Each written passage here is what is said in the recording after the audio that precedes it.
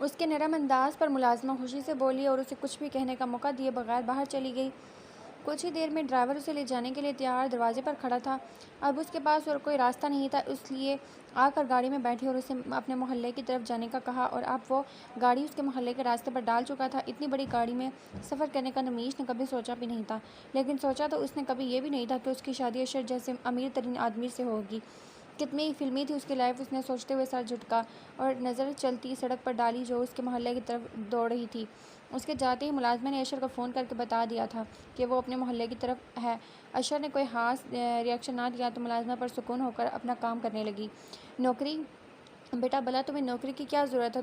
तुम तो इतने अमीर इंसान की बीवी हो, तो तुम नौकरी क्यों करने लगी? चाचा को उसके दिमागी फतूर का इल्म तो हमेशा से ही था। वो जानते थे कि उसने फिर से अपनी तरफ से कोई मजबूत दलील तैयार कर रखी होगी इन्हें मुतमईन करने के लिए, लेकिन फिर भी उससे पूछना तो था कि आखिर आप उसके दिमाग में क्या खराफात चल रहे हैं।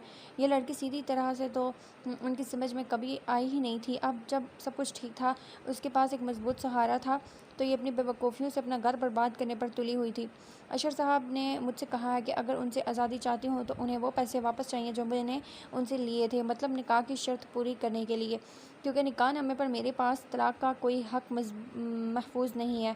उन्होंने मुझे 1 महीना दिया है इस रिश्ते को कबूल करने के लिए, लेकिन मैं चाहती हूँ कि मुझे कोई अच्छी सी नौकरी मिल जाए। बाकी कुछ कर्जा वगैरह लेकर मैं उनकी रकम अदा कर दूँगी और बाद में नौकरी करके कर्जा चुका लूँगी। उसने उनके सामने अपना नुक्ता नज़र रखा तो वो अपना सर देखते रह गए। वो तो खैर उससे कभी कुछ कहते नहीं थे, क्योंकि जानते थे कि उसकी समझ में उनकी कोई बात नहीं आनी, लेकिन चची ने अपना फ़र्ज़ समझते हुए उसे हमेशा की तरह खूब सुनाया। हाँ बीबी, नौकरियाँ तो तुम्हारा बाप छोड़ कर गया है ना तुम्हारे लिए। एफ़ए पास को कौन नौकरी देगा, और वो भी इतने बुरे नंबरों से। एफ़ए किया है तुमने कि मर कर भी तुम्हें कोई नौकरी पर ना रखे। और अब बीबी के ख़यालात सुने। नौकरी करेंगी, कर्जा लेकर शौहर के पैसे देंगी और फिर नौकरी करेंगी और फिर कर्ज चुकाएंगी। वाह बीबी, लोग तो रास्ते में बैठे हैं ना उसे नौकरी देने के लिए, मर जा रहे हैं। वो ऊंची आवाज़ में था, एक गुस्से में कहती उसे सुना रही थी। चाचू आप उनकी बातों पर ध्यान न दें, आप बस मेरे लिए किसी अच्छी सी नौकरी का इंतज़ाम कर दें, बाकी मैं खुद संभाल लूँगी। उसे तो बस किसी भी तरह अशर से जान छुड़वानी थी, इसीलिए चाची की बातों को नज़रअंदाज करते हुए वो चाचू से कहने लगी। चाचू ने कुछ सोचते हुए हाँ में सर हिलाया, क्योंकि जानते थे वो इतनी आसानी से उनकी जान छोड़ने वाली नहीं। चाची आप भी खामोश नहीं हुई थी। वो तब से उसे सुनाई जा रही थी जैसे कुछ पता ही ना हो। एफ़ए पास लड़की को नौकरी मिलना एक नामुमकिन सी बात थी, लेकिन वो तो कोई भी नौकरी करने को तैयार थी, बल्कि झाड़ू पोछा लगाने के लिए भी वो बिल्कुल तैयार बैठी थी। बस किसी भी तरह से उसे अशर को ये यकीन दिलाना था कि वो उससे उसके पैसे दे देगी, तो हो सकता है वो उसे ऐसे छोड़ दे, वरना तो वो शख्स तैयार बैठा था उसे अपनी बातों में लगाने के लिए। लेकिन यहाँ तो मुर्गी की एक ही टांग थी कि इतना अमीर शख्स इतना अच्छा हो ही नहीं सकता। पता नहीं उससे कौन से मतलब पूरे करना चाहता था। इतना मीठा बना हुआ था, लेकिन नवीश बेवकूफ़ थोड़ी थी जो उसकी बातों में आ जाती। बेटा तुम्हारी नौकरी का इंतज़ाम हो गया। उन्होंने कमरे में आते ही उसे खुशखबरी सुनाई तो वो खुशी से उछल पड़ी। इतनी जल्दी चाचू, कोई जादू की छड़ी घुमाई है क्या? वो उनके सामने खड़ी एक्साइटेड होकर पूछने लगी। हाँ बेटा, बस यही समझ लो जैसे तुम्हारी नौकरी का इंतज़ाम कर दिया है, बस तुमसे यहाँ इंटरव्यू देने चले जाना वहाँ। उन्होंने एक कार्ड उसकी तरफ बढ़ाते हुए कहा, जिसे वो फ़ौरन थाम चुकी थी। अब यूं ही तो एक रास्ता था उससे जान छुड़ाने का, बस कल सुबह उसे ये नौकरी मिल जाए। उसका डर उस कार्ड पे लिखा नाम पड़ा, शाह इंडस्ट्रीज़।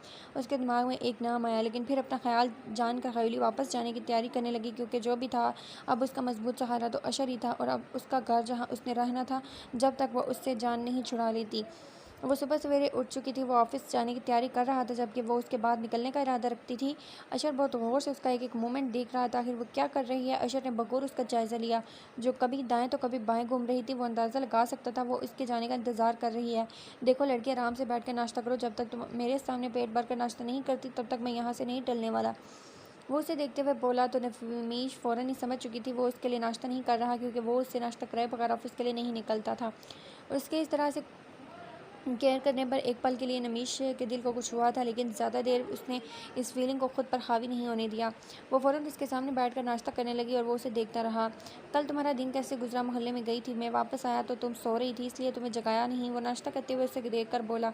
बहुत अच्छा, आप क्यों पूछ रहे हैं? उसे कुछ गड़बड़ का एहसास हुआ। वो रात काफ़ी देर का लाशौरी तौर पर उसका इंतज़ार करती रही, लेकिन जब वो नहीं आया तो वो उसे खुद ही नींद आ गई। बीवी हो मेरी, तुम्हारा ख्याल रखना, तुम्हारा ध्यान रखना मेरा फ़र्ज़ है। इसलिए पूछ लिया, अगर कहीं भी आना जाना हो तो चाहो तो ड्राइवर के साथ चली जाया करो। वो उसे खुली ऑफ़र कर रहा था। नमीश ने सर हिलाया और इस वक्त वो उससे किसी भी किस्म का झगड़ा या बहस नहीं करना चाहती थी। वैसे भी इसे नौकरी मिलने वाली थी, जल्दी वो उसे जान छुड़ा ले जाएगी और फिर सब ख़त्म हो जाएगा। बस जब तक उसे नौकरी मिल ना जाए तब तक वो अशर को इस बारे में कुछ नहीं बताना चाहती थी कि क्या पता वो उसके घर से निकलने पर ही बैन लगा दे। सुनो लड़की, एक बात बताओ मुझे, तुमने आज सुबह से अपनी अक्लमंदी का एक भी सबूत नहीं दिया। क्या करने वाली हो तुम? आखिर अशर से सबत ना हुआ, खुद ही उससे पूछ बैठा, क्या मसला है आपके साथ? अगर मैं नॉर्मल हूँ तो मुझे नॉर्मल रहने दें, बेकार में पीछे पड़े रहती हैं मेरे। वो चिढ़कर बोली। अशर मुस्कुरा कर उठ खड़ा हुआ। अच्छा पापा, सॉरी, मैं ऑफिस जा रहा हूँ, अपना ख्याल रखना। वो नरमी से कहता माथे पर बोसा देता मोहब्बत से बोला। उस तरह उसके करीब आने पर एक पल के लिए नमीश ने अपनी सांसें रोक ली, लेकिन इसके दूर होते नॉर्मल हो गई थी। अजीब आदमी था, उसके पल भर की गुर्बत भी नमीश के रोंगटे खड़े कर देती थी। जालिम हस्बैंड बहुत है। उसने मुस्कुराकर उसके चेहरे को याद किया, लेकिन फिर भी अपनी बात पर लानत भेजी। उठकर तैयार होने लगी। तैयार होकर नीचे आई तो मोहल्ले के कुछ लोग उसका इंतज़ार कर रहे थे। अस्सलाम वालेकुम चाचा, कैसे हैं आप? वो मोहल्ले के दुकानदार को देखते हुए परेशानी से बोली थी। वालेकुम सलाम बेटा, ठीक हूँ मैं, तुम सुनाओ कैसी हो बेटा? मैं यहाँ एक बहुत ज़रूरी काम के लिए आया हूँ। तुम तो जानती हो कि कुछ अर्से में मेरी बेटी की शादी है। तुम्हारे अब्बू ने मुझसे उधार लिया था 50,000 रुपये, और इन सब से वो दुकान से उधार लेते रहे हैं, लेकिन वो वापस देने से पहले ही इस दुनिया से फ़ानी से कूच कर गए। इसलिए अब तुम्हारे पास आए हैं बेटा। अगर मजबूरी नहीं होती तो तुम्हें कभी इस तरफ नहीं आता मैं। अफजल चाचा ने हाथ जोड़ते हुए कहा तो रमीश परेशान होकर रह गया। आप फिक्र न करें चाचा, मैं कहीं से पैसों का इंतज़ाम करके आपको दे दूँगी। मुझे बस 1 महीने की मोहलत दें। आप फिक्र ना करें, आपको आप सबके पैसे मिल जाएंगे। बस मुझे थोड़े वक्त की ज़रूरत है। वो काफ़ी परेशान लग रही थी। बेटा, तुम्हारा शोहर तो इतना अमीर आदमी है, उससे कहो कि हमारे पैसे दे दे। चाचा ने हाल पेश किया। जी चाचा, मैं पैसे दे दूँगी, आप फिक्र ना करें। और वो उन्हें ये नहीं बता पाई थी कि वो उसे अपने शोहर नहीं मानती, तो वो उससे पैसे लेकर कैसे उससे पैसे ले सकती है, उन्हें दे। लेकिन उधार तो उधार था, देना तो था ही। वो जानती थी कि चाचा मजबूर होकर यहाँ आए थे, वरना कभी उसके सामने हाथ नहीं फैलाते।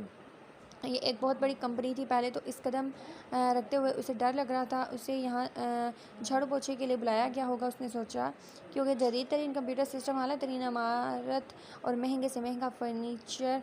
उसे पल में एक अपनी औकात याद आ गई। उसे समझ नहीं आ रहा था वो जाए तो कहाँ जाए। जब एक आदमी उसके पास आया, आप नमीश हैं? वो उसे देखते हुए पूछने लगा। उसने फ़ौरन हाँ में सर हिलाया। वासिक साहब इस कमरे में आपका इंतज़ार कर रहे हैं, वो एक ऑफ़िस की तरफ इशारा करते हुए बोला। तो हाँ मैं सर हिलाती उस तरफ चली गई। दरवाज़ा नॉक करके अंदर दाखिल हुई तो सामने ही कुर्सी पर थोड़ी 3 पीस सूट में एक खूबसूरत सा नौजवान बैठा था। ये काफ़ी देखा देखा लग रहा था, लेकिन कौन उसे याद ना आया। आए भाभी, भाभी मेरा मतलब है मिस नमीश शरीफ। वो कहते कहते रुक कर बोला तो वो फ़ौरन हाँ में सर हिलाती उसके सामने रखी कुर्सी पर बैठी। सर मुझे इस नौकरी की बहुत ज़रूरत है, लेकिन मुझे पता है मेरी तालीम इतनी आला नहीं है, मुझे जो भी काम दिया जाएगा मैं कर लूँगी। वो अपने डॉक्यूमेंट्स उसके सामने रखते हुए बोली तो उसने हाँ में सर हिलाया। जी जी मुझे पता है, लेकिन आपको परेशान होने या घबराने की ज़रूरत नहीं है। बस आप मुझे ये बताएं कि आपको काफ़ी बनानी आती है? वो उसे देखते हुए मुस्कुरा कर बोला तो नमीश ने हाँ में सर हिलाया। अब ये इतना मुश्किल काम तो हरगिज़ नहीं था। ग्रेट, आपकी नौकरी पक्की। ये पेपर पकड़ें और इस पर साइन करें। वो एक फ़ाइल उसके सामने रखते हुए बोला तो नमीश ने हैरानगी से उसकी तरफ देखा। इतनी जल्दी कैसे नौकरी पक्की हो गई? हाँ, हमारे जो बॉस हैं शाह साहब, उनकी एक कमज़ोरी है, उन्हें हर 2-3 घंटे के बाद कॉफ़ी की शदीद तलब जागती है, और आपको बस यही काम करना है। आपको हर 2 से 3 घंटे के बाद उनके लिए कॉफ़ी का कप बनाकर उनके टेबल पर रखना है। आपकी पर्सनल सीट भी उन्हीं के ऑफ़िस में है। आपको 1 महीने के 50,000 रुपये मिलेंगे। अगर आपको मुनासिब लगे तो साइन कर दें। वो उसे मुकम्मल बात बता रहा था जब अगले ही लम्हे उसने पेन उठाते हुए पेपर पर साइन कर दिए। 50,000 1 महीने की, वो भी सिर्फ कॉफ़ी बनाने के बंदे को, और चाहिए क्या? वो खुशी खुशी सोचती, पेपर पर साइन करके पेपर दोबारा उसके हवाले कर चुकी थी। वैसे इन पेपर पर साइन करने के बाद आप ये नौकरी छोड़ नहीं सकती। इस डील के मुताबिक अब आपको 6 महीने तक इसी ऑफ़िस में काम करना होगा, और हमारी डील के मुताबिक आपका काम बस कॉफ़ी बनाना होगा। आप आज ही अपने काम पर लग जाएं। रहमान, उन्हें सर के ऑफ़िस में ले जाओ, उसने मुस्कुरा कर कहा तो वो फ़ौरन उठकर उसके पीछे आई। कॉफ़ी बनाना तो उसे आती ही थी, और अच्छी बनाना वो सीख लेगी। ऑफ़िस की तरफ जाते हुए सोच रही थी। पियान उसे दफ्तर के दरवाजे तक छोड़कर वापस लौट गया, जबकि दरवाजे को नॉक करती अंदर दाखिल हो चुकी थी। ऑफ़िस में बॉस के अलावा सामने कुर्सियों पर 2 लोग बैठे थे वो उन्हें छोड़कर उसकी तरफ मुतवज्जा हुई, जो टेबल की दराज में सर दिए ना जाने क्या कर रहा था। उसने एक नज़र सामने देखा और फिर उसके हाथ पैर साकत रह गए। जिससे जान छुड़ा रही थी वही तो उसके सामने बैठा था। अशर ने एक नज़र उसकी तरफ देखा, फिर सामने बैठे लोगों की तरफ मुतवज्जा हुआ। कॉफ़ी मशीन इस तरफ है। उसने एक नज़र सामने नवीश की तरफ देखा, फिर कहा मतलब वो यहाँ इसकी आमद से पहले वाकिफ़ था, मतलब कि उसे फंसाया गया। उसने गौर कर अशर को देखा, जो उसे नज़रअंदाज के अपने काम की तरफ मुकम्मल मुतवज्जा था, लेकिन उसे इस तरह से सामने खड़े देखकर उसने एक नज़र उसकी तरफ देखा, फिर कॉफ़ी रोडली अंदाज में बोला, काफ़ी वो शायद आपको सुनाई नहीं दिया नमीश जी, कॉफ़ी मशीन इस तरफ है, मतलब साफ था। यहाँ जिस काम के लिए आई है वो करो, मुझे ताड़ना बंद करो। नमीश गुस्से से पैर पटकती बाहर निकल गई। अब उसे वो बंदा भी याद आ गया था जिस दिन का निकाह हुआ था। उस दिन वो गवाह के तौर पर उनके साथ था। अरे क्या हुआ मिस नमीश, आप इतने गुस्से में क्यों हैं? वो उसके सामने खड़ा मुस्कुरा कर पूछ रहा था। तुम ये सब कुछ जानते थे ना, और तुम वही हो जो उस दिन अस्पताल में निकाह के वक्त साथ थे। अरे वो आपने मुझे पहचान लिया, वाह, लेकिन मेरी कोई गलती नहीं है, मैंने वही किया जो आपके शोहर ने मुझे कहा। ठीक है तो बता देना इन्हें, मैं वापस जा रही हूँ। वो इंतहाई गुस्से से कहती वहाँ से जाने वाली थी जब वासिक ने कहा, आप ऐसे नहीं जा सकती, आपने कॉन्ट्रैक्ट पेपर पर साइन किया है, 6 महीने तक आप नौकरी को छोड़ नहीं सकती। अगर आपने इस नौकरी को छोड़ा तो फौरी तौर पर आपको हमारी कंपनी को 5 लाख रुपए देने पड़ेंगे, और अगर आपने नहीं दिए तो आपको जेल भी हो सकती है। वो उसे समझा रहा था या धमका रहा था, वो समझ नहीं पाई। तुम लोग मुझे जेल भेजोगे मुझे, वो उसे घूरते हुए बोली। तो वासिक ने हाँ में सर हिलाया। मेरा बॉस अंदर आपका इंतज़ार कर रहा है और आपकी कॉफ़ी को भी। अगर आप जेल नहीं जाना चाहती तो कॉफ़ी बनाना इतना मुश्किल काम नहीं है, और सैलरी भी अच्छी खासी है। कभी सुना है कि कॉफ़ी बनाने वाले को 50,000 रुपये मिल रहे हैं, वो भी 1 महीने के? ज़रा अकल से काम लें और बॉस को कॉफ़ी दें, खुदा हाफिज़। वो उसे डराते हुए दोबारा अपने कैबिन की तरफ चला गया, जबकि वो सच में डर चुकी थी। वैसे भी उसकी ज़ात से अशर को कौन सा फ़ायदा था जो वो उससे जेल जाने से बचाता। वो दरवाज़ा खटखटाए बगैर अंदर दाखिल हुई, और शायद यही बात अशर को बहुत गुस्सा दिला गई थी। मिस नमीश, आपको इतनी तमीज़ नहीं है कि किसी के रूम में आने से पहले नॉक किया जाए? दोबारा बाहर जाएं और दरवाज़ा खटखटाकर मेरी इजाज़त के बाद अंदर दाखिल हों। इसके अंदाज से कहीं भी नहीं लग रहा था कि वह मजाक कर रहा है, मतलब वो उसकी इतनी बेइज्जती कर रहा था, लेकिन इस वक्त उसके जहन पर जेल जाने का खौफ ज़्यादा सवार था। वो बाहर गई, दरवाज़ा खटखटाया। अशर की आवाज़ पर वो पैर पटकते वापस ऑफिस में आई और बिना किसी को मुखातब किए कॉफ़ी बनाने लगी। अशर को उसका गुस्से से भरपूर चेहरा देखकर बहुत मज़ा आया। थोड़ी देर में वो लोग उठकर बाहर चले गए। नमीश को अशर के ऑफिस में टेबल कुर्सी दी गई थी। ये बात तो वो वासिक से बता ही चुका था। आपने मुझे धोखा देकर मेरे साथ ठीक नहीं किया, उनके जाते वो गुस्से से बोली। और तुम जो शोहर को बताए बगैर इस तरह नौकरियां तलाश करने लगी थी, उसका क्या? वो भी उसे देखकर कहने लगा। एक पल के लिए वो शर्मिंदा हुई, लेकिन फिर सोचा कि उससे जान छुड़ाई है तो फिर शर्मिंदा कैसी? वो सर उठाकर बोली, तो क्या सारी ज़िंदगी आपके सहारे पर बैठी रहूँगी? आज नहीं तो कल मुझे नौकरी करनी पड़ेगी। तुम मेरी बीवी हो नमीश, मैं ज़िंदगी भर तुम्हारे साथ हूँ, तुम्हें उन नौकरियों की ज़रूरत नहीं है। वो समझा रहा था। मुझे फालतू की बातें मत करें, मैं सिर्फ अपनी कॉफ़ी बनाने के लिए रखी गई हूँ। इसके एहसास दिलाने पर वो चिढ़कर बोली, क्योंकि दिल अब भी यही कह रहा था, शोशा इतना अच्छा नहीं जितना बन रहा है। उसका अंदाज़ ऐसा था कि अशर को शक हुआ कि बॉस वो है या सामने बैठी लड़की। अशर ने सारा दिन उसे बहुत ज़्यादा तंग किया था, उसे खुद भी बहुत मज़ा आ रहा था। नमीश का चेहरा सुर्ख टमाटर हो रहा था, लेकिन अशर बाज नहीं आया। शादी के पहले दिन वो उसे तंग कर रही थी। अब आखिरकार अशर को अच्छा मौका मिला था उसे तंग करने का, तो वो उसे ऐसे कैसे हाथ से जाने देता। सुबह उसे ऑफिस में जो भी आया था, अशर ने सबके लिए कॉफ़ी उससे बनवाई थी। कॉफ़ी बनाते बनाते उसके हाथ सच में थक गए थे, लेकिन अब उसका ये काम था जो उसने करना था। वो तो इस वक्त को पछता रही थी जब उसने उन पेपर पर साइन किए। क्या सोच के इतनी खुशी से उसने ये साइन कर दिए थे? क्या वो इतनी बेवकूफ़ थी कि अशर की चाल को समझ नहीं सकी? अल्लाह जी, ये सब ख्वाब बनाकर मुझे नींद से जगा दे। उसने दिल से दुआ की थी, लेकिन ये कोई ख्वाब नहीं बल्कि हकीकत थी। लड़की, तुम्हें सुनाई नहीं दे रहा? मैं कब से तुम्हें कॉफ़ी को कह रहा हूँ। अशर ने ऊंची आवाज़ में कहा था, क्योंकि वो अपने ही ख्यालों में क्यूट क्यूट फेस बना रही थी और अशर बेचारे के दिल की धड़कन हिला रही थी।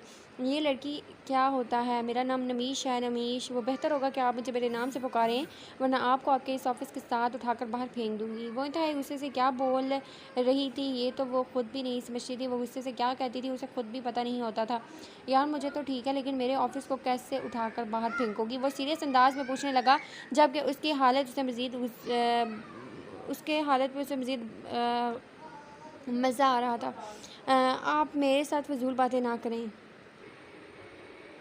मैं यहाँ सिर्फ़ कॉफ़ी बनाने के लिए आई हूँ। ये बात उसने सुबह से अब तक उसे तकरीबन 90 बार याद दिलाई थी। हाँ, तो वही तो कह रहा हूँ कि फ़िज़ूल बहस मत करो, बल्कि कॉफ़ी बनाओ मेरे लिए। अशर भी कहाँ चुप रहने वाला था, जबकि उसके इस बॉस वाले अंदाज़ पर अंदर से खोलती रह गई थी। अब अशर ने सोच लिया था कि अब वो उसे उसके अंदाज़ में डील करेगा। ये लड़की आसानी से हाथ नहीं आने वाली, इसलिए अशर ने उसका अंदाज़ अपना लिया था, जो उसके लिए काफ़ी फ़ायदेमंद साबित हो रहा था। वो सारा दिन उसके सामने रहेगी, वो तो कोई भी बेवकूफ़ी नहीं कर पाएगी। वो तो शुक्र था चचा का, जिन्होंने पहले ही उसे फ़ोन करके बता दिया कि रमेश नौकरी की तलाश कर रही है। और ऐसे में अशर ने उनसे कहा कि वो उसे इसके ऑफ़िस में भेज दे, वो सब सँभाल लेगा, और उसने सब कुछ सँभाल लिया था। सुनो नमीश, प्लीज़ थोड़ी देर यहीं रुक जाओ, हम दोनों साथ चलेंगे। वो 6 बजे उठते देखकर बोला, सब लोग जा रहे थे तो वो यहाँ क्यों रुकती? मुझे आपके साथ नहीं जाना, मैं खुद जा सकती हूँ, वो नखरे दिखाते हुए बोली, जब अशर ने उसका हाथ थाम लिया। यार थोड़ी देर रुक जाओ, दोनों साथ चलेंगे, वो उसे समझा रहा था। सर्दी की शाम के अंधेरे में उसे अकेले घर नहीं भेज सकता था, क्योंकि शादी के इन 15-16 दिनों में वो उसे अच्छे से जान चुका था कि वो कितनी बेवकूफ़ है, और वो अब उसे किसी भी किस्म की बेवकूफ़ी करने की इजाज़त नहीं दे सकता। देखिए मिस्टर बॉस, आप बॉस मेरे सुबह 9 बजे से शाम 6 बजे तक हैं। इसके बाद मैं क्या करती हूँ, आपको कोई मसला नहीं होना चाहिए। वो सुबह से ही उस पर तपी हुई थी, अब गुस्सा तो बनता था। बिल्कुल ठीक कहा तुमने, मैं तुम्हारा बॉस सुबह 9 बजे से शाम 6 बजे तक हूँ। इसके बाद मैं तुम्हारा हस्बैंड हूँ, और हस्बैंड क्या करते हैं एक झलक तो बनती है। वो इसकी गर्दन में हाथ डालता अगले ही लम्हे उसके लबों को कैद कर चुका था। ये सब कुछ इतना अचानक हुआ था कि नमीश को संभलने का मौका भी न मिला, लेकिन वो उसको अपने साथ इस तरह से फ्री नहीं कर सकती थी। उसके इस अंदाज पर जहाँ उसका दिल बुरी तरह धड़का था, वहीं उसने अपने नाजुक हाथ के मुक्के उसके सीने पर बरसाना शुरू कर दिए। लेकिन वह तो शायद लोहे का बना था, जिस पर कोई असर ना हुआ। जब कुछ लम्हों के बाद उसने उसके लबों को अपनी दस्तरस से आज़ाद किया, तो नमीश ज़मीन पर दिखने लगी। शर्म के मारे नज़र तक नहीं उठा पा रही थी। दिल अलग बेतरतीब हो रहा था, लेकिन वो उसे माफ़ करने का भी कोई इरादा नहीं रखती थी, इसलिए गुस्से से बोली, आप एक इंतहाई छछोरे और आवारा आदमी हैं। कुछ लम्हात के बाद बोलने के काबिल हुई, या तो ये अल्फाज उसके मुंह से निकलते थे, और अशर का तो एहतियार कहका बुलंद हुआ, क्या करूँ जान, तुम्हें देकर हो जाता हूँ, वैसे भी बीवी के साथ ये सब कुछ अलाउ है। वो मुस्कुरा कर कहता है, और एक बार फिर से उसके करीब आया, अगर तुमने मेरी बात नहीं मानी और मेरे फारिग होने से पहले ऑफिस से बाहर निकली, तो आज की रात में अपने वादे भूल जाऊँगा। ये धमकी थी या कुछ और, लेकिन नमीश पर असर कर गई थी। वो पलट कर बाहर निकल गई, लेकिन गई कहीं नहीं थी। वो उसके फारिग होने का इंतज़ार करती रही, और अशर को पता था वो कुछ ना सही, लेकिन ये धमकी ज़रूर दिखाएगी। काम से फारिग होते होते 8 बज चुके थे। नबीश गुस्से में थी, लेकिन जैसे ही अशर ने उसे चलने को कहा, तो वो उसके पीछे चल दी। पहले तो बंद कमरे में उसने किया था, या ये ना हो कि यहाँ सबके सामने शुरू हो जाए ये लफंगा। वो दिल में कहती, उसके साथ ऑफिस से आने पर ही कुछ नहीं बोली थी। वो उसके डर को सोचकर मुस्कुरा दी। चलो आइसक्रीम खाते हैं। वो गाड़ी आइसक्रीम पार्लर के सामने रोकते हुए बोला, मुझे कुछ नहीं खाना, घर चलें। वो गुस्से से बोली, एक तो ऑफिस में उसने ज़बरदस्ती डिनर करवाया था, वो भी वही धमकी देकर, और अब गाड़ी यहाँ रुकवा दी थी, जबकि नमीश को इस वक्त बहुत नींद आ रही थी। यार इतना घबरा क्यों रही हो, पैसे तुम्हारी तनख्वाह से नहीं काटूंगा, वो हंसते हुए बोला था। नमीश ने ताई गुस्से से उसकी तरफ देखा था।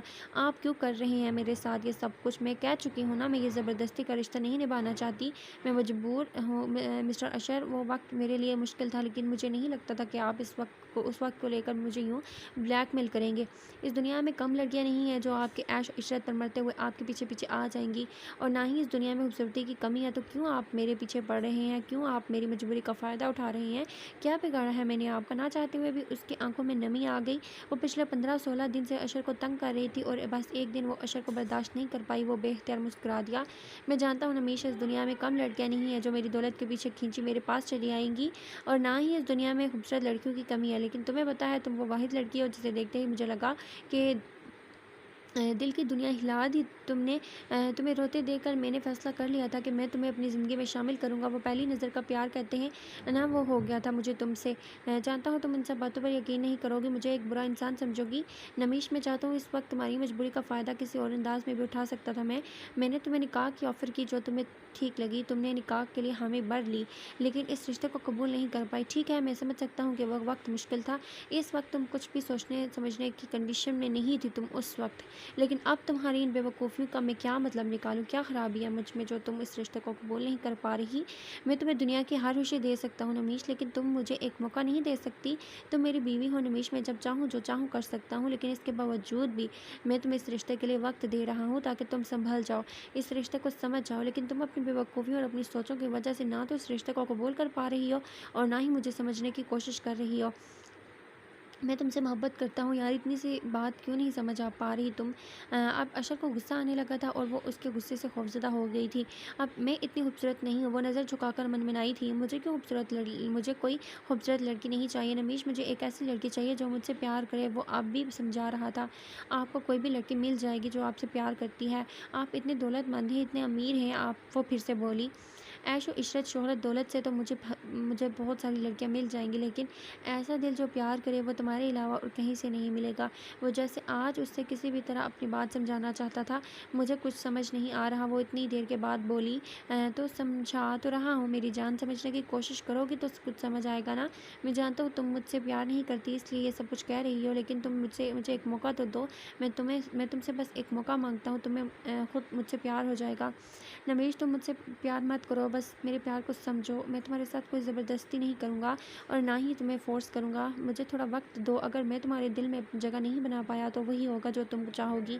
ठीक है, लेकिन एक बात पर कायम रहिएगा। वो इसकी बात काट कर बोली। अशर ने उदासी से मुस्कुराकर हाँ में सर हिलाया। अभी वो उसकी बात को समझने की बजाय अपने अंदाज में ले चुकी थी। उसके दिमाग में उस वक्त भी अशर को छोड़ना था, लेकिन अशर मोहब्बत में मजबूर था इसलिए चुप हो गया। शायद मोहब्बत ऐसी ही होती है।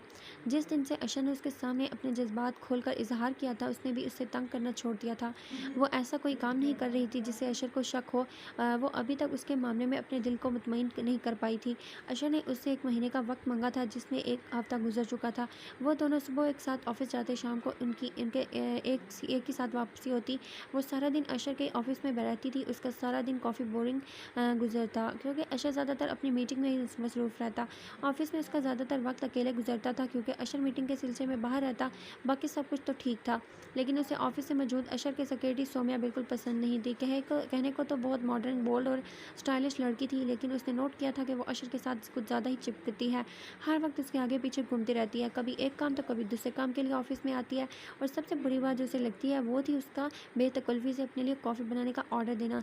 उस वक्त भी वो दोनों एक साथ ही किसी की मीटिंग के सिलसिले में बाहर जा चुके थे, जबकि वही अंदर बैठी बोर हो रही थी। एक बार अपने लिए कॉफ़ी बनाकर बैठी और फिर अशर का पूरा ऑफिस चेक करने लगी। अब तो उसे एक एक के ज़बानी याद हो चुका थी कि क्योंकि उसका सारा दिन ही यहीं पर गुजरता। कहने को तो अशर उसके सामने मोहब्बत के बहुत बड़े बड़े दावे करता था, लेकिन उसके अकेलेपन की उसे इतनी भी फिक्र नहीं थी। सारा दिन ना जाने कहाँ कहाँ मुंह मारता रहता है। मजाल है जो एक बार पूछ ले कि कैसी हो बीवी। वो अपनी सोच में बुरी तरह चौंकी थी। फिर अगले ही लम्हे उठकर वॉशरूम की तरफ भागी। वो वॉश बेसिन में 3 बार कुल्ली करके उसने खुद को लानत भेजी थी। हद होती है नमीश, क्या तेरी इतने बुरे दिन आ गए हैं कि तू उस शख्स को अपना एहसास दिलाएगी? वो गुस्से से बोली। फिर खुद को मुतमईन करने के लिए बोल दिया, तो क्या हुआ, इतना तो सोच ले सकती हूँ। उसके बारे में निकाह हुआ, ये तो लीगल है, और कौन सा सिर्फ सोचने से वो मेरा शोर हो जाएगा। मैं मानूंगी तो होगा ना। वो मेरा कभी कुछ नहीं हो सकता, क्योंकि वो एक अमीर आदमी, और अमीर आदमी कभी किसी का भी नहीं बन सकता। उसने अपनी सोचों को फिर से खुद पर सवार करते हुए अपनी सोच पर कायम रहने की कसम खाई थी, क्योंकि अब अशर की मोहब्बत बुरी निगाह मोहब्बत बरा लम्स उस दिन का इजहार मोहब्बत उसे ना चाहते हुए भी उसके बारे में सोचने पर मजबूर कर गया था। ये क्या, तुम सुबह सुबह कहाँ जाने की तैयारी कर रही हो? आज तो मैंने सोचा था कि हम एक साथ लंच करेंगे कहीं बाहर जाकर। आज संडे था और वो नमीश के साथ बाहर जाने का प्लानिंग कर रहा था। जब सुबह सुबह वो महल्ले जाने की तैयारी में लगी हुई थी, आपने मुझे पहले नहीं बताया। महल्ले में मिलाद है और मैं तो वहाँ ज़रूर जाऊँगी। आपको पहले बताना चाहिए था, तो मैं पहले प्लानिंग नहीं करती या खाला को इनकार कर देती। आप तो मुझे जाना होगा, मैंने वादा किया हुआ है उनके साथ। नमीश ऐसे बोल रही थी जैसे वो ज़बरदस्ती से अपने साथ लंच पर ले जाएगा। अच्छा, तुम मिलाद पे जा रही हो तो ये भी बहुत अच्छी बात है, जाओ तो सवाब कमाओ। बाहर तो हम बाद में भी जा सकते हैं, ये ज़्यादा अहम है। वैसे भी अपने दोस्त की तरफ निकलने वाला था मैं, तो आराम से जाओ। हम नेक्स्ट वीक लंच बाहर करेंगे। उसके घबराने पर अशर ने उसे रिलैक्स करने के लिए कहा, हाँ हाँ वही तो मैं कह रही हूँ, लंच तो हम कभी भी कर सकते हैं, लेकिन ये सवाब का काम मिलाद में शिरकत करना तो मुझे निकलना चाहिए। ये ना हो कि वहाँ मिलाद शुरू हो जाए। नमीश जल्दी जल्दी उसकी नज़रों से ओझल होना चाहती थी, और कुछ ना सही, लेकिन वो इसके लाए हुए कपड़े इस्तेमाल करने लगी थी। वाइट फ्रॉक पर वाइट दुपट्टे को हिजाब सूरत में किए हुए आसमान से उतरी कोई हूर लग रही थी। चेहरे पर एक प्यारा सा नूर था जो उसकी खूबसूरती को चार चांद लगा रहा था। मिलाद में मेरे लिए भी दुआ करना, हो सकता है मेरे लिए भी कुछ बेहतरी हो जाए। हाँ क्यों नहीं, मैं दुआ करूँगी कि अल्लाह आपकी हर मुराद पूरी करे। जल्दी जल्दी कहती बाहर निकल गई थी। अशर उसकी दुआ सुनकर मुस्कुरा दिया। अब तो मेरी मुराद तुम्हें पाकर पूरी होगी नमीश अशर शाह। वो ज़ेरे लब बड़बड़ाते हुए ऊपर कमरे की तरफ आया। आखिर ऐसे क्या बात थी कि मैं उसको अशर पर भरोसा नहीं करने दे रही थी? क्या कमी थी उसमें कि नमीश उस तरह इसे नज़रअंदाज कर रही थी? इसका तराना घबराना अशर की निगाहों से छुपा हुआ नहीं था। अभी वो नहा धोकर फ्रेश हुआ था कि बाहर उसके मुलाजिम ने बताया कि कोई लड़की आपसे मिलने आई हुई है। किसी लड़के का जानकर वो परेशान हुआ था, कहीं फ़र्क तो नहीं आ गई। वो सोचते हुए नीचे आया तो सामने एक अनजान लड़की खड़ी थी जो मुस्कुरा रही थी। देखने में काफ़ी खूबसूरत थी, लेकिन कौन थी ये? अशर के लिए ये चेहरा बिल्कुल अनजान था। अस्सलाम वालेकुम, मेरा नाम फ़रख है, नमीश की दोस्त हूँ मैं। आप मुझे नहीं जानते, लेकिन बैठे आप अपना तारुफ़ करवाती हूँ। यकीनन मेरी आमद आपको बुरी नहीं लगेगी। वो मुस्कुराते हुए बोली। ये खुश अखलाक़ी सी लड़की अशर को भी बुरी नहीं लगी थी, और नमीश का हवाला तो उसे और भी अच्छा लगा था। उसने मुस्कुराते हुए खुश दिली से उसका इस्लाम के जवाब का दिया। वालेकुम सलाम, बैठे। वो उसके सामने बैठने का इशारा करने लगा। वो मुस्कुरा कर बैठ गई। नमीश तो मोहल्ले गई हुई है, शायद आपको पता नहीं, वहाँ कोई मिलाद है, वो कहने लगा। तो फ़रह मुस्कुराई। जी मैं जानती हूँ, दरअसल जो बात मैं आपसे करने आई थी उसके लिए नमीश का यहाँ ना होना ज़्यादा बेहतर है। क्या मतलब? मैं समझा नहीं। मैं आपसे नमीश के बारे में चंद बातें करने आई हूँ जो जानकर शायद आपको अच्छा लगेगा, शायद आपको अच्छा ना लगे, लेकिन कुछ ऐसी बातें हैं जिनका जानना ज़रूरी है। फ़रह का अंदाज़ उसे मुतजस्सिस कर गया था। वो अपनी बीवी के बारे में सब कुछ जानना चाहता था। आप सोच रहे होंगे कि नमीश कोई बहुत नाशुक्री लड़की, उसका यूँ इतने अमीर आदमी से निकाह हो गया, आपका इत्तेफाक से मिलना, निकाह करना, मुश्किल में उसका साथ देना, लेकिन सब के बावजूद भी नमीश आपकी बातों को समझने के बजाय अपनी बेवकूफ़ियाँ सर अंजाम दे रही है, आपकी कदर नहीं कर रही। इतनी दौलत शोहरत है आपके पास, लेकिन उसके बावजूद भी आप उसके दिल में अपनी जगह बनाने में कामयाब नहीं हो पा रहे। आप यकीनन उसे एक बेवकूफ़, नाशुक्री, अक्ल से पैदल किस्म की लड़की समझते होंगे, लेकिन वो ऐसे नहीं है। क्या आप जानना चाहेंगे कि वो आप पर भरोसा क्यों नहीं कर पा रही? फ़र्क उससे पूछने लगी तो वो फ़ौरन हाँ में सर हिला गया। मैं उसके बारे में सब कुछ जानना चाहता हूँ। क्यों इतना सब कुछ हो जाने के बावजूद भी मैं उसे मना नहीं पा रहा? क्यों मुझे समझने की कोशिश नहीं कर पा रही? मैं जानता हूँ कि वो जानती है कि ना मैं उससे मोहब्बत करता हूँ, लेकिन उसके बावजूद भी क्यों मेरी मोहब्बत को नज़रअंदाज करती है? क्यों वो मेरे साथ को किस्मत का लिखा समझकर कबूल नहीं कर पा रही? मैंने उसकी पिछली ज़िंदगी के बारे में सब कुछ पता लगाया। मेरे अंदर ये डर था कि हो सकता है कि वो किसी और को पसंद करती हो, लेकिन ऐसा भी कुछ नहीं है। उसकी ज़िंदगी में मुझसे पहले और कोई इंसान नहीं था। तो फिर क्या वजह है कि वो मेरी चाहत को नज़रअंदाज कर रही है? आज पहली बार अशर ने किसी के सामने नमीश का यूँ जिक्र किया था, क्योंकि वो किसी पर भरोसा नहीं कर पाती, खासकर किसी अमीर शख्स पर तो बिल्कुल भी नहीं। फ़रह ने अपनी बात का आगाज़ किया तो वो खामोश हो गया। ये 3 साल की बात है, हम लोगों ने नया कॉलेज जाना शुरू किया था। हमारे कॉलेज में एक लड़का पढ़ता था। हम लोगों को पता था हमारी दोस्त सादिया उसको पसंद करती है। अमीर होने की वजह से सादिया अपनी औकात में रहती थी। उसको पसंद करना एक अलग बात थी, लेकिन उसके साथ ज़िंदगी का ख्वाब से जाना सिर्फ ख्वाब ही था। ये सादिया बहुत अच्छे से जानती थी। वो नमीश के सामने अक्सर अपनी मोहब्बत का इजहार कर देती। नमीश ने बहुत बार उससे कहा कि वो बासिल उसे अपनी मोहब्बत का जिक्र करे, लेकिन सादिया खामोश ही रहती थी। एक दिन इत्तेफाक सा हुआ कि बासिल खुद उसके सामने आकर पूरे कॉलेज के सामने उसे प्रपोज़ करने लगा। सादिया की खुशी की तो कोई इंतहा नहीं थी। हम सबको ये सब बहुत अच्छा लगा था। हमारे पूरे कॉलेज में उनकी लव स्टोरी की चर्चा होने लगी। नमीश अभी अपने बेस्ट फ्रेंड के लिए बहुत खुश थी, लेकिन एक दिन जब सादिया ने शादी का जिक्र किया तो उसके अल्फाज सुनकर सादिया जैसे ज़िंदा दरगोर हो गई। उसने कहा कि वो सिर्फ सादिया को एक शर्त के तौर पर डेट कर रहा था। उसने अपने दोस्त के साथ शर्त लगाई थी कि वह सादिया को 1 महीने तक डेट करेगा, और उसकी शर्त पूरी हो चुकी है। बासिल ने उसे इस तरह से रोंधा कि शायद वो कभी किसी पर यकीन कर पाती। वो बहुत कोशिश के बावजूद भी अपनी शर्त को पूरा नहीं कर पाया, और वह उसके दिल में अपने लिए मोहब्बत पैदा कर गया, लेकिन उसकी इज्जत के साथ नहीं खेल सका। उस दिन नमीश के दिल में बासिल के साथ साथ अमीर लोगों की नफ़रत भी पैदा होने लगी। वो अक्सर कहती कि अमीर लोग सिर्फ गरीब लोगों की ज़िंदगियाँ बर्बाद कर देते हैं। अब किसी अमीर शख्स पर यकीन करना अब नमीश के बस से बाहर था। सादिया बिल्कुल खामोश हो चुकी थी। एक दिन उसके घर किसी बहुत अमीर घर से उसका रिश्ता आया। उसके माँ बाप ने उसकी मर्ज़ी जाने बगैर उसके उस शख्स से शादी कर दी। शादी के तकरीबन 6 माह तक सब कुछ ठीक चला। सादिया भी ने उस रिश्ते को कबूल करके ज़िंदगी में आगे बढ़ चुकी थी, लेकिन बासिल का ये साया अब तक उसकी ज़िंदगी से ख़त्म नहीं हुआ था। एक दिन इत्तेफाक से बासिल सादिया के घर चला गया, क्योंकि वो उसके शौहर का दोस्त था। उसने सादिया के बारे में सब कुछ बता दिया। उसके शौहर ने ना सिर्फ सादिया को तलाक दे दी, बल्कि सादिया को इतने बुरे तरीके से मारा कि उसके पेट में पलने वाला बच्चा पैदा होने से पहले मर गया, और उसे इन्फेक्शन से आप सोच रहे होंगे कि सादिया को अपने गुनाह की सज़ा मिली थी। उसने एक नामहरम से मोहब्बत करने की गलती की थी, लेकिन इस मासूम ने तो अपने महरम से भी मोहब्बत कर ली थी और उसका महरम भी उसे रुस्वा कर गया। मैं जानती हूँ कि आप ये सब सोच रहे होंगे कि आप ऐसे शख्स नहीं हैं, आपने तो सच्चे दिल से उसका हाथ थामा, लेकिन वो इस मासूम तो उन सब बातों को नहीं जानती ना। इसके लिए हर अमीर शख्स बासल जैसा आवारा और हर शोहर सादिया के शोहर की तरह जलील है। मैं कुछ दिन से यहाँ नहीं थी। जब मुझे अंकल के मौत का पता चला बहुत अफसोस हुआ, लेकिन ये भी पता चला कि एक अच्छे शख्स ने नमीश का हाथ थाम लिया। लेकिन कल मेरा चचा के घर जाना हुआ तो उन्होंने मुझे बताया कि यहाँ भी हालात बहुत ख़राब है। मैं नहीं चाहती थी कि आप नमीश के लिए अपने दिल में कोई भी बदगुमानी रखें, इसलिए मैं यहाँ आई आपको ये सब कुछ बताने के लिए। प्लीज़ नमीश से बदगुमान मत होइएगा, उसके लिए यूँ किसी पर भरोसा करना मुश्किल है, लेकिन मुझे यकीन है कि आप उसका साथ ज़रूर निभाएंगे। फ़राह कहते हुए उठ गई तो वो भी उसके साथ ही उठा। फ़राह, मैं तुम्हारा ये एहसान ज़िंदगी भर नहीं भूलूंगा। तुमने मुझे नमीश के बारे में सब कुछ बताकर बहुत अच्छा किया। आप नमीश को छोड़ेंगे तो नहीं ना? वो बहुत अच्छी है, बस थोड़ी सी बेवकूफ़ है। फ़राह के लब व लहजे में अपनी सहेली के लिए मोहब्बत थी। अब तो मैं उससे पहले से ज़्यादा शिद्दत से उसे मनाऊंगा। उसे मुझसे मोहब्बत करनी पड़ेगी, उसने मुस्कुराकर कहा। फ़राह भी मुस्कुराई और अपनी सहेली के अच्छे नसीबों की दुआ मांगी। शाम को नमीश घर आई तो उसके लिए एक बेहतरीन डिनर तैयार था। अशर ने उसे बुलाया तो वो उसे सवालिया अंदाज में देखने लगी। सोचा लंच ना से हम डिनर तो कर सकते हैं। वो मुस्कुराते हुए अंदाज में बोला।